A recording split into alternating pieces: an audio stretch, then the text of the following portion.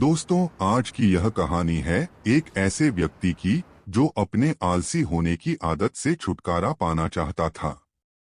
वह अपनी इस आदत से इतना ज्यादा दुखी हो चुका था कि वह अपना कोई भी काम समय पर नहीं कर पाता था। वह जानता था कि आलस करने की वजह से उसका जीवन खराब हो रहा है और उसने अपने आलसी पल से छुटकारा पाने की बहुत कोशिशें की, लेकिन वह कभी इसमें सफल नहीं हो सका। और दिन गुजरने के साथ साथ वह और ज्यादा आलसी होता गया। जब उसे इस समस्या से बाहर आने का कोई उपाय समझ नहीं आया, तो एक दिन वह गौतम बुद्ध के पास आया और दुखी मन से बोला, हे बुद्ध, मैं एक समस्या से ग्रसित हूँ। कृपया आप मुझे इस समस्या से बाहर निकालें। मैं जो कर सकता था सब करके देख लिया, अब तो मुझे बस आप ही का सहारा है। बुद्ध बोले, क्या समस्या है तुम्हें? वह व्यक्ति बुद्ध से कहता है, मैं बहुत आलसी हूँ और अपने आलस्यपन के कारण मैं कोई भी काम समय पर नहीं कर पाता हूँ। मेरे घर और परिवार में सभी मुझसे बहुत ज्यादा परेशान हैं, बल्कि घर वाले ही नहीं, मैं खुद भी अपने आप से बहुत परेशान हूँ। हे बुद्ध, कृपया करके आप मुझे इस समस्या से बाहर निकालें और मुझे बताएं कि मैं क्या करूं। व्यक्ति की बात सुनकर बुद्ध मुस्कुराए और बोले, तुम्हें कैसे पता कि तुम आलसी हो और किस प्रकार का आलस्य है तुम्हें? व्यक्ति बोला, यह तो मुझे नहीं पता कि आलस्य क्या होता है और मैं आलस से ग्रसित हूँ या नहीं, लेकिन यह जो भी है बहुत बुरा है। इसने मेरा पूरा जीवन खराब कर दिया है। बुद्ध बोले, आलस्य एक मानसिक अवस्था होती है जो तुम्हारे मन में उत्पन्न होती है, जो एक विचार है, भाव है, जिसे इंसान अपने अंदर लाता है। बुद्ध आगे कहते हैं, मनुष्य को दो प्रकार से आलस्य आता है, शारीरिक और मानसिक। शारीरिक आलस्य का पहला कारण भोजन है। जब हम ऐसा भोजन करते हैं जिसमें खुद कोई जीवन नहीं है, तो वह भोजन शरीर के लिए बोझ बन जाता है और फिर यह तुम्हारे शरीर में आलस्य पैदा करता है। क्योंकि हमारा शरीर भोजन से मिलने वाली ऊर्जा पर चलता है।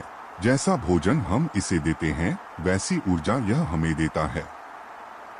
इसलिए अगर तुम आलस्य से बचना चाहते हो तो आराम और आसानी से पचने वाला भोजन करो जो प्राकृतिक रूप से हमें मिलता है।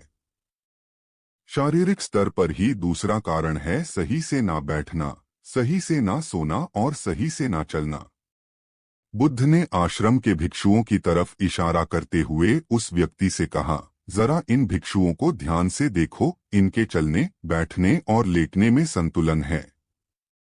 जब ये चलते हैं तो इनके पैरों के बीच तालमेल होता है, बैठते हैं तो गर्दन ऊपर और रीढ़ की हड्डी बिल्कुल सीधी होती है, जब लेटते हैं तो शरीर बिल्कुल स्थिर और तनाव रहित होता है, जिससे वे आरामदायक और गहरी नींद लेते हैं।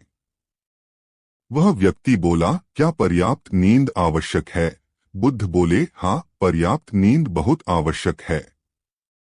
किसी भी व्यक्ति को ना तो बहुत ज्यादा सोना चाहिए और ना ही बहुत कम। यदि तुम रात को पर्याप्त नींद नहीं लेते हो तो कल का पूरा दिन आलस्य और थकान से भरा होगा। इसी तरह यदि किसी रात तुम पर्याप्त से ज्यादा नींद ले लेते हो तब भी अगला दिन आलस्य से भरा हुआ होता है।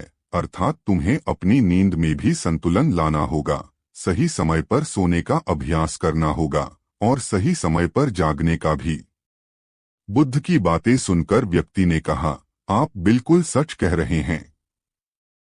मैंने भी यह कई बार महसूस किया है कि जब कभी भी मैं रात में अच्छी नींद नहीं लेता, तब अगला पूरा दिन मुझे पहले से भी अधिक आलस्य आता है। ऐसा लगता है जैसे मेरे शरीर में कोई ऊर्जा ही नहीं बची हो। इतना कहकर व्यक्ति चुप हो जाता है। बुद्ध बोले, शारीरिक स्तर पर तीसरा कारण है सुबह जल्दी ना उठना। व्यक्ति बोला, है भगवान बुद्ध, मैं सुबह जल्दी उठना तो चाहता हूँ पर उठ नहीं पाता। मैं रोज यह संकल्प करके सोता हूँ कि कल सुबह जल्दी उठूंगा, लेकिन मैं कभी जल्दी नहीं उठ पाता और जल्दी ना उठ पाने के कारण मुझे पता ही नहीं चलता कि मेरा पूरा दिन कब और कैसे गुजर गया। गौतम बुद्ध बोले, तुम जल्दी तभी उठ पाओगे जब रात को सही समय पर सोओगे। बुद्ध ने फिर आश्रम के भिक्षुओं की तरफ इशारा करते हुए कहा कि देखो, इन आश्रम के भिक्षुओं को इनके रात का सोने का समय निश्चित होता है, तभी यह सब सुबह जल्दी उठते हैं। हर एक भिक्षु का अनुशासन होता है कि वह हर सुबह सूर्य उदय से पहले ही जाग जाते हैं और वही इनके जीवन में संतुलन लाता है। बुद्ध आगे कहते हैं, इंसान अनुशासन को एक बंधन समझता है, लेकिन यह सच नहीं है। अनुशासन हमें बांधता नहीं बल्कि आजाद करता है। यदि तुम आलस्य से छुटकारा पाना चाहते हो तो एक निश्चित दिनचर्या बना लो।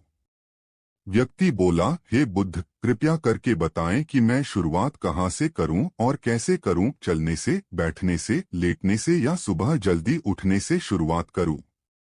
बुद्ध बोले, इसी समय से, यहीं से शुरुआत करो। जो भी कर रहे हो उसे ध्यान से करो, अपने जीवन में संतुलन लाओ, अपनी एक दिनचर्या बनाओ और उसी के मुताबिक कार्य करो।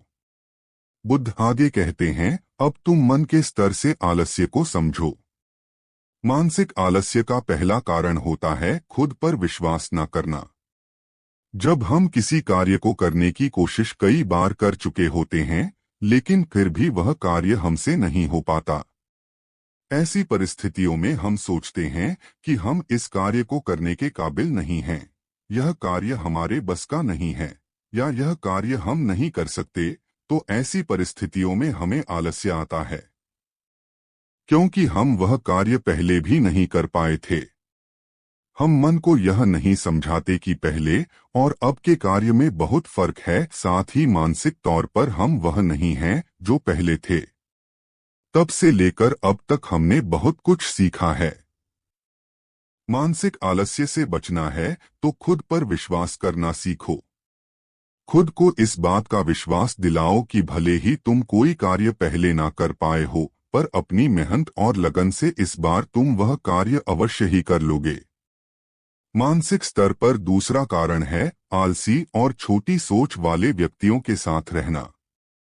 कई बार ऐसा होता है कि तुम आलसी नहीं होते, लेकिन आलस्य से भरे लोगों के साथ रहने से तुम भी वैसे ही हो जाते हो, क्योंकि हमारा मन आराम चाहता है।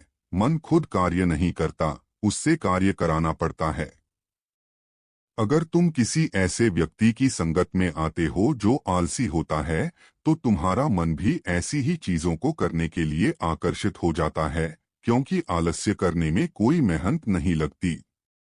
धीरे धीरे तुम भी आलस्य के कारण अपने कार्यों को कल पर टालने लगते हो और तुम्हारा मन इस आदत को गहराई तक अपना लेता है, जिससे बाहर आना तुम्हें मुश्किल प्रतीत होता है। बुद्ध की बातें सुनकर वह व्यक्ति बोला, आप सही कह रहे हैं। मैंने यह भी महसूस किया है। मेरे बहुत से मित्र हैं जिनका जीवन भी लगभग मेरे जैसा ही है। वे भी मेरी तरह हर समय आलस्य से भरे रहते हैं, और जब मैं उनके साथ होता हूं तो खुद को और भी ज्यादा आलस्य से भरा पाता हूं।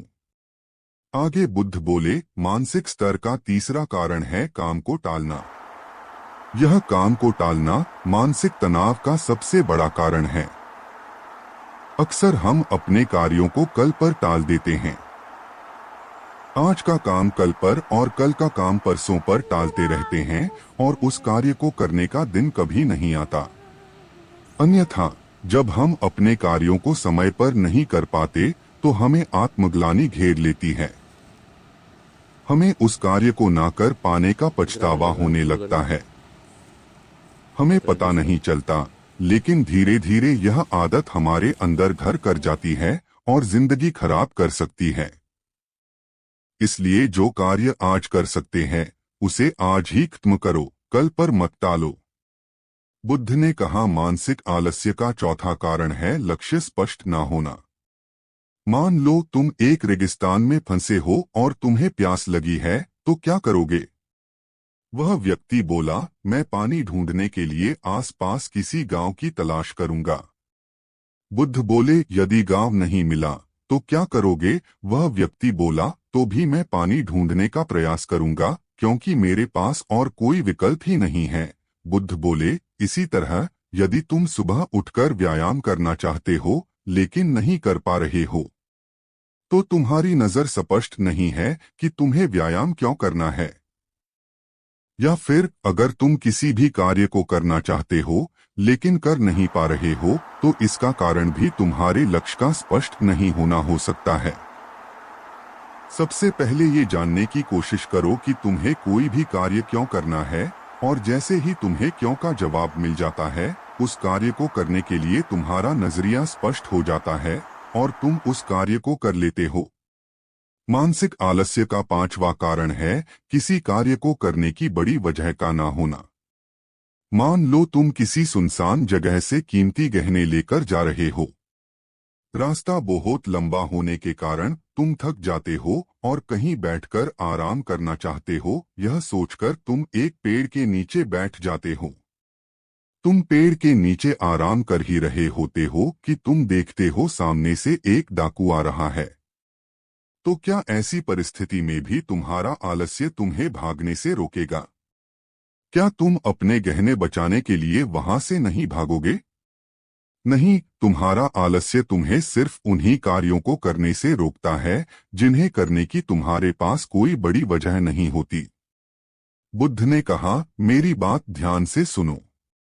एक बात हमेशा याद रखना, जहां स्पष्टता है और कार्य करने की कोई बड़ी वजह है, वहां आलस्य हो ही नहीं सकता। वह व्यक्ति गौतम बुद्ध से बोला, हे बुद्ध, आज मुझे आलस्य का सारा खेल समझ आ गया। आज से मैं आपके बताए रास्ते पर ही चलूंगा।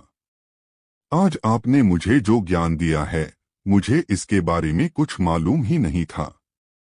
आपने कितनी सहजता से मेरी इस समस्या का समाधान कर दिया। धन्यवाद तथागत। आज की गौतम बुद्ध की इस कहानी से हमने जाना कि मनुष्यों को आलस्य दो प्रकार से आता है, शारीरिक और मानसिक। इन दोनों ही पहलुओं को कहानी में बहुत ही विस्तार से समझाया गया है, जो कि आप समझ भी गए होंगे। इसीलिए आज ही अपने जीवन से इस आलस्य नाम की बीमारी को दूर भगाएं और अपने जीवन को उस बुलंदियों तक ले जाएं जहां आप पहुंचना चाहते हैं। आशा करत हूं आज की यह वीडियो आपको पसंद आई होगी और आपने इससे बहुत कुछ सीख भी लिया होगा।